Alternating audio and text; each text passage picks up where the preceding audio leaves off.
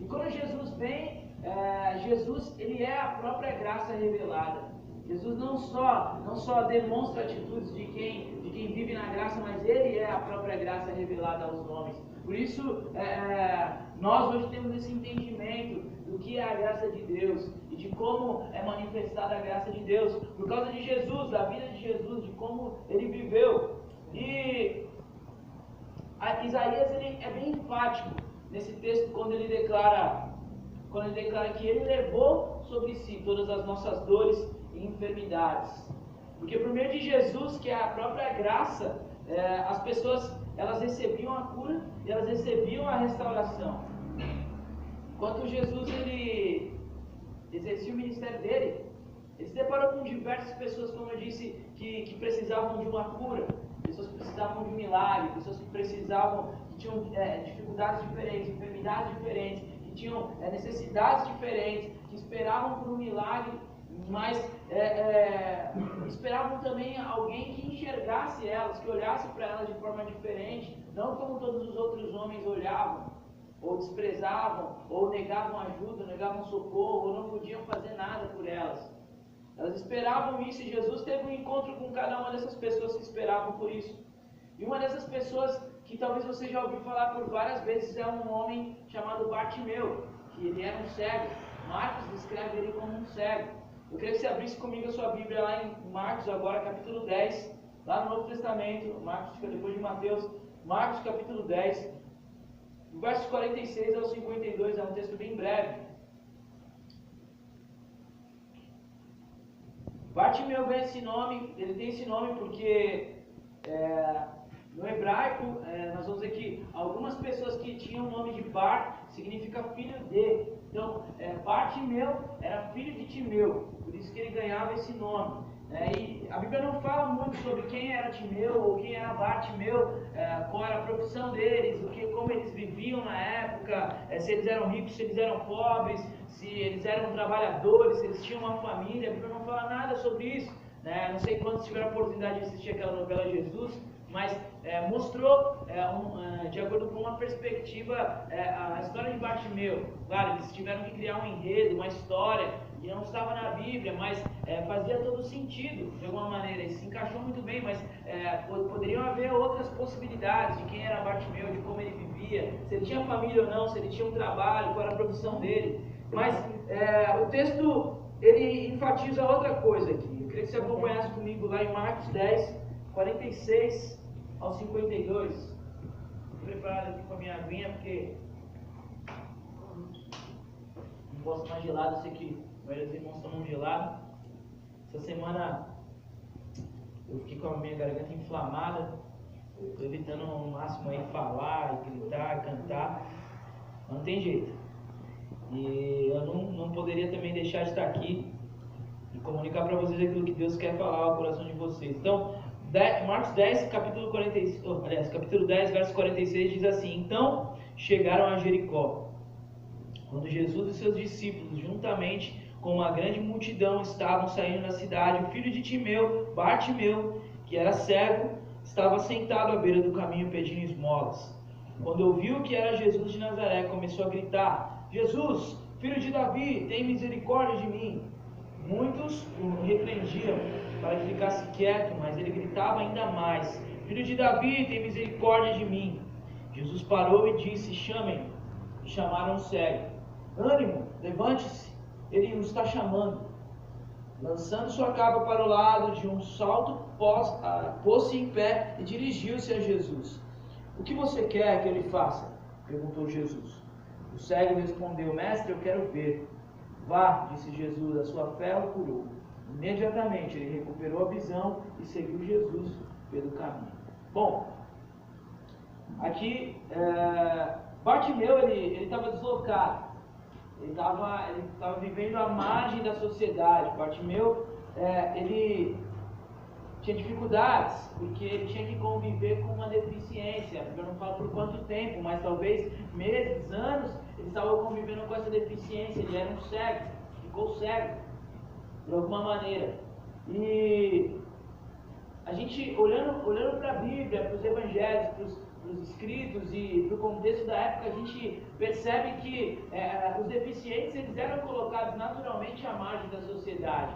As pessoas elas não davam crédito ao deficiente. Quem era deficiente era um incapacitado, não podia desenvolver o seu trabalho. Quem era um deficiente não podia sustentar a sua família, não podia sustentar a si próprio, na maioria das vezes. Quem era deficiente não tinha condições de poder caminhar como todos os outros e poder desfrutar daquilo que a sociedade dava como liberdade para todas as outras pessoas, e Bartimeu vivia nessa realidade.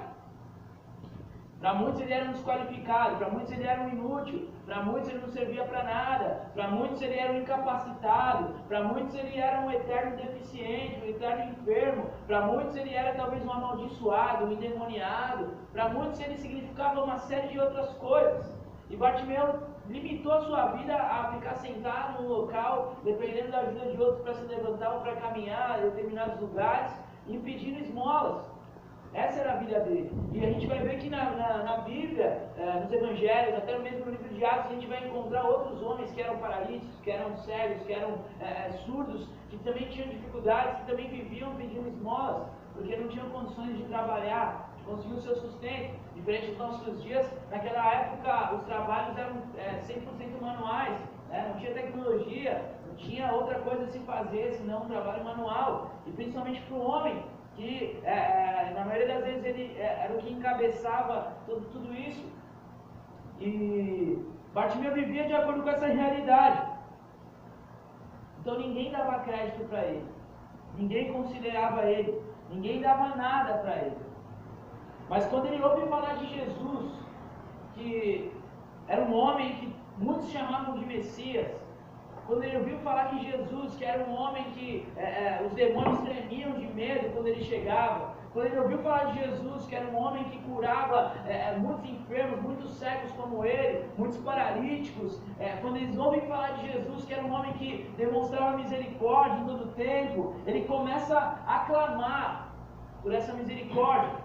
Ele começa a clamar por essa misericórdia. Como eu disse, naquele tempo eles não tinham entendimento do que era a graça, como nós temos hoje, que é o favor imerecido de Deus. Então eles entendiam que a graça era como a misericórdia de Deus, e ele clamou pela misericórdia de Jesus. Clamou pela misericórdia de Jesus. Mas Jesus carregava aquilo que os homens e a sociedade não tinham.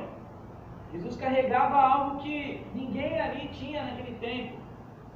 Jesus era aquele que se compadecia das multidões, que sentia misericórdia, sentia compaixão, aliás, das multidões e alimentava elas. Jesus era aquele que vivia cercado por muita gente, mas ele parava para dar atenção para pequenas crianças. Jesus era aquele que andava, que multidões o seguiam, mas ele parava para dar atenção para uma mulher só. E, entre parênteses, a gente pode dizer que a mulher naquele período ela era totalmente desvalorizada. O papel da mulher era totalmente diferente. A mulher não tinha um encaixe na sociedade como ela tem hoje. A mulher era totalmente diferente. Você vê que alguns textos, todas as vezes que faz uma contagem, um recenseamento, uma contagem na Bíblia, a mulher não era contada. Só os homens, as crianças também não eram contadas. Só aqueles que tinham idade militar para cima. Então a mulher era desvalorizada, as pessoas não enxergavam a mulher dentro da sociedade como um cidadão ativo. Mas Jesus era o cara que olhava para essas pessoas. Se você quer ter uma noção maior ainda, a gente vê que no livro de Atos, algumas mulheres, mesmo após a morte de Jesus, algumas mulheres continuavam seguindo o caminho. E essas mulheres, na maioria delas, eram que sustentavam o ministério de Jesus. Mulheres que às vezes eram viúvas, que tinham condições financeiras, que ajudavam no sustento das viagens de Jesus e dos apóstolos, e foram elas também que ajudaram no início da igreja. Então, Jesus ele entendia o valor que a mulher tinha, ele dava ouvidos para a necessidade que ela tinha, ou para a fragilidade da mulher. Jesus ele era aquele que pousou na casa de Zaqueu e recrutou Mateus como discípulo. E o que eles tinham em comum? Eles tinham em comum que os dois eram publicanos.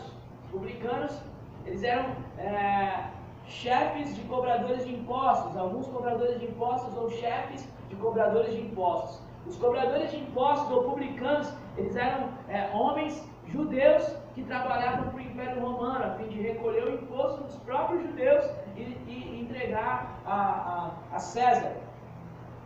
E os judeus não gostavam dos publicanos, justamente porque você imagina comigo, eu como judeu e vocês como judeus, e eu tirar dinheiro de vocês para entregar a César. E César era mal visto pelos judeus porque ele foi o homem que tomou Israel, que cercou Israel, que acabou governando sobre Israel, sendo que Deus não tinha instituído ele como rei de Israel, sendo que ele não era da linhagem de Davi, e sendo que ele também não era judeu. Ele tinha outra nacionalidade, ele era romano. Então os judeus não gostavam do Império Romano, os judeus não gostavam dos publicanos, não gostavam de quem trabalhava com e para os publicanos. E Zaqueu e Mateus eram um desses. Mas mesmo assim Jesus se relacionou com eles. Jesus trouxe salvação para a casa deles. Jesus chamou eles, Jesus andou com eles, Jesus abençoou eles. Porque Jesus entendia a necessidade que o homem tinha. Porque a Bíblia fala, Paulo declara em Romanos que todos os homens pecaram. Todos os homens pecaram. E portanto, nós somos destituídos da glória de Deus. Então Paulo quer dizer que todos os homens são pecadores, que todos nós somos pecadores, que diante de Deus todos nós somos iguais, não existe o melhor ou o pior, todos nós somos pecadores diante de Deus, todos nós carecemos da graça de Deus. E Jesus, quando veio à Terra, ele entendia que todos os homens precisavam da graça dele. Por isso Jesus caminhou com todas as pessoas diferentes, de personalidades diferentes, de classes sociais diferentes, de etnias diferentes, para mostrar para nós hoje que a graça de Deus é revelada a todos os homens. E essa graça de Deus revelada era uma graça que trazia restauração, uma graça que trazia cura.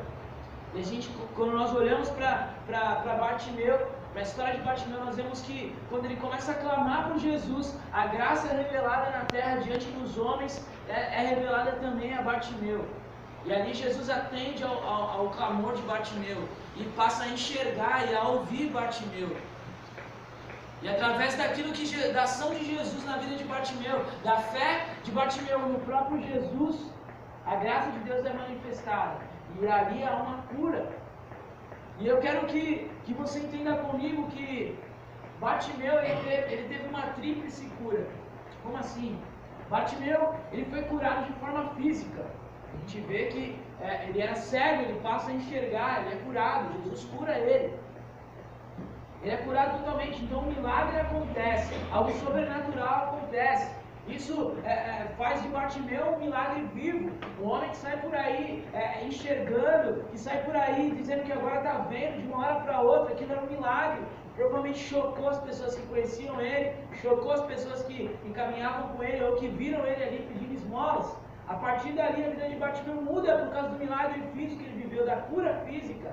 E talvez você, nessa tarde aqui, você está aqui ou você talvez convive com pessoas que estão vendo uma situação como a de Bartimeu. Que talvez você se encontra ou essa pessoa se encontra à margem da sociedade, essa pessoa se encontra talvez marginalizada pelos outros, talvez uma pessoa deixada de lado, rejeitada, porque talvez não consegue um emprego, porque talvez não tem um estudo que muitos dizem que é necessário, porque talvez não tem uma condição social boa, porque talvez não anda com roupas novas, ou porque talvez não tem aquilo que precisa ter dentro de casa, não tem um carro, não tem uma casa, ou talvez não vive dependendo da ajuda de outros. Talvez você se encontre numa situação como essa. Mas eu quero dizer para você que a graça de Deus veio para transformar essa realidade, para mudar essa história na sua vida.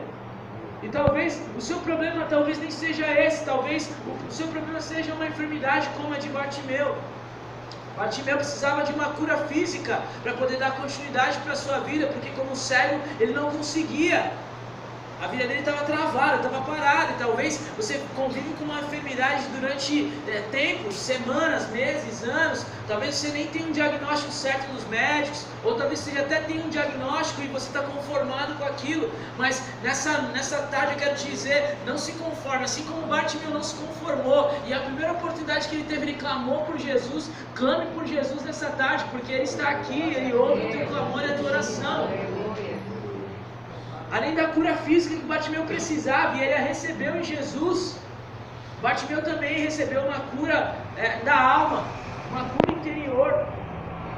Hoje, a ciência já identifica isso, mas hoje existem doenças que são chamadas de doenças psicossomáticas, que são doenças geradas no interior da pessoa, doenças que não são físicas.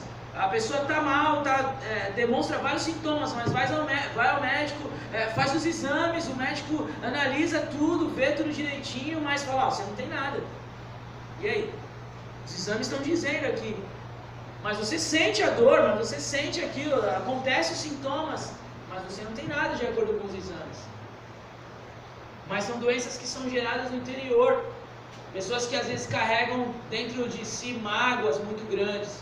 Pessoas carregam ódio, rancor, não conseguem perdoar, não conseguem viver o perdão, sabe? Vivem oprimidas por aquilo durante anos, por uma história antiga, por um trauma antigo, por uma situação mal resolvida, e por alguma coisa que uma pessoa fez contra ela, e aí ela guardou aquela situação, e aí aquilo começou a fazer mal para ela, e de alguma maneira aquilo está trazendo sintomas reais para elas, e ela sente isso fisicamente, porque a mente começa a trabalhar em cima daquilo.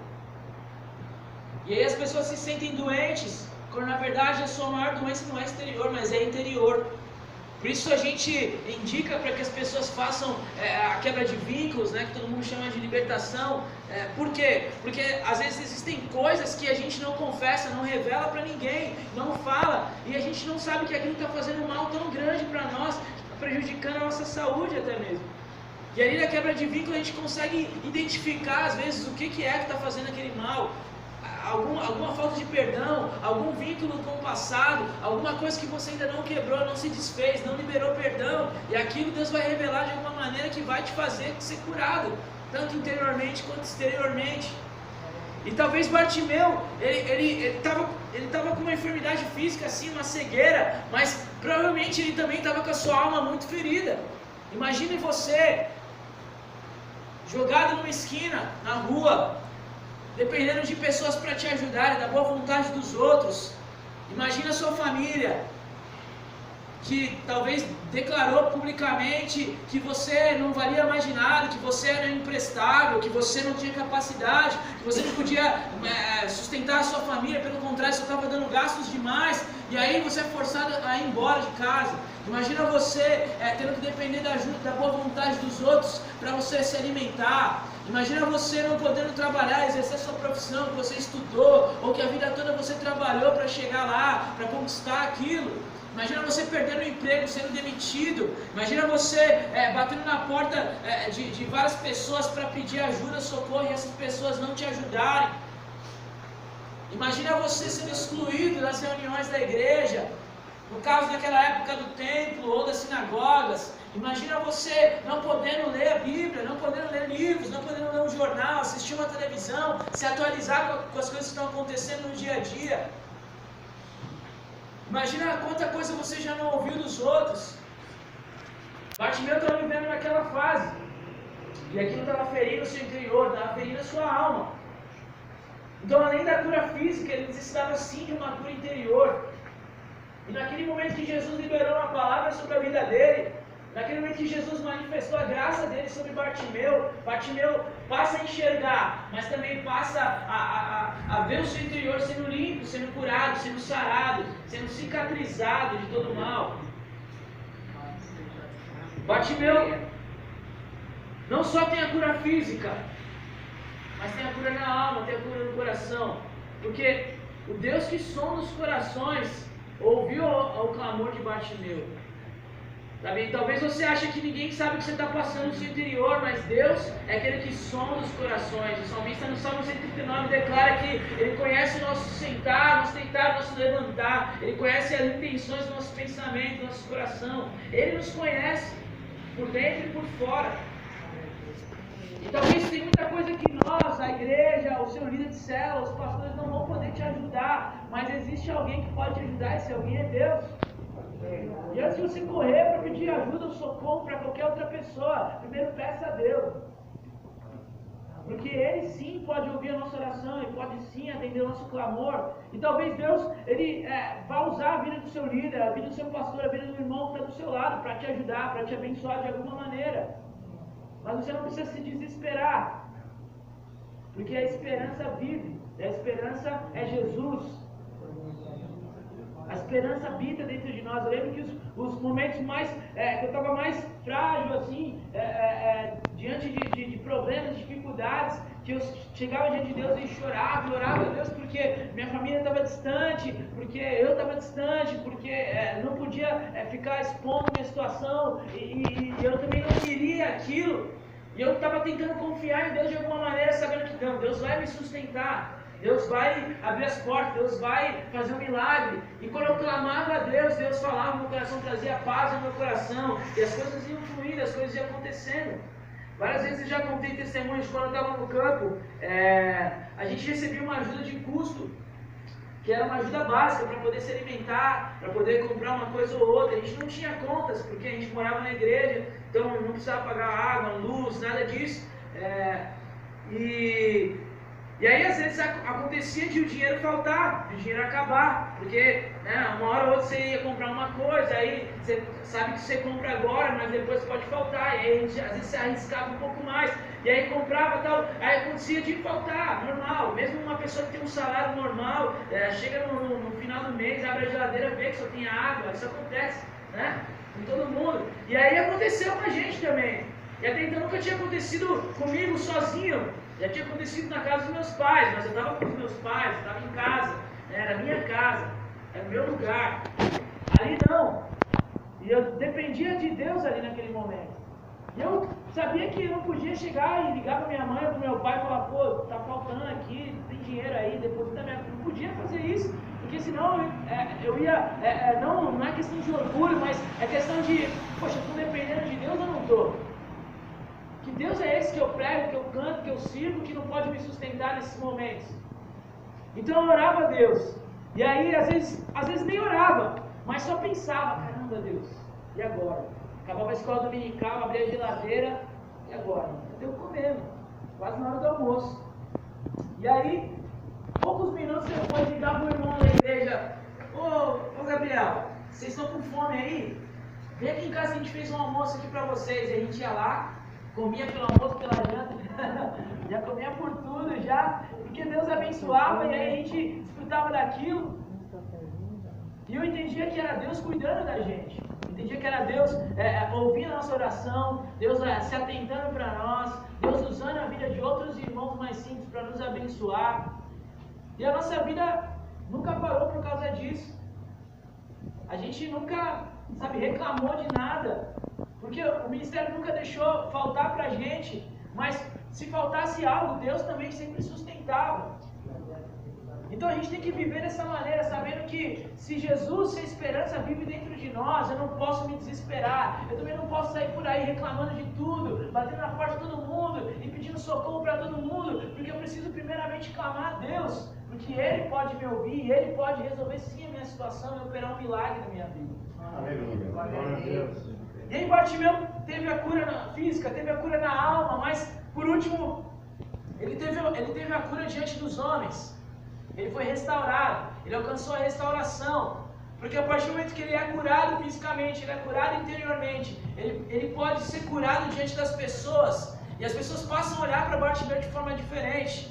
Antes ele era um mendigo, alguém que pedia esmolas, alguém que estava mais da sociedade. Agora não, agora ele pode exercer a sua função como trabalhador. Agora ele pode trazer de novo sustento para o seu lar. Agora ele pode sim optar por seguir Jesus ou não. Agora ele pode sim ler as Escrituras, ele pode sim frequentar as reuniões no templo, na sinagoga. Agora ele pode sim dizer que viu e enxergou a esperança viva que era Jesus. Agora ele pode testemunhar de forma clara, de forma poderosa. Ele pode falar, as pessoas podem ouvir e ver que realmente ele foi curado, que realmente ele é um milagre vivo. Então a cura, a restauração aconteceu na vida de Bartimeu em uma vez só.